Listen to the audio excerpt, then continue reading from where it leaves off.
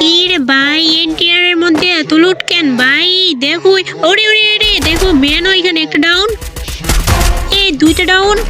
আরে ওরে কয়টা ওইখানে, মনে ফুল স্কোর রে ভাই। এনটিআর এর মধ্যে এত লুট নিয়ে ওরে কি করে? দাঁড়াও, প্যাক করে নিয়েছে, দাঁড়াও না। এলো, এবার পিছন দিয়ে ঘুরে যেয়ে যদি উপরে উঠতে পারি তাহলে কিন্তু সবাইটা মারতে পারবো। দাঁড়াও, এই যে এলো। ওরে ভাই, ওরা দেখো ফুল স্কোয়াড ভাই।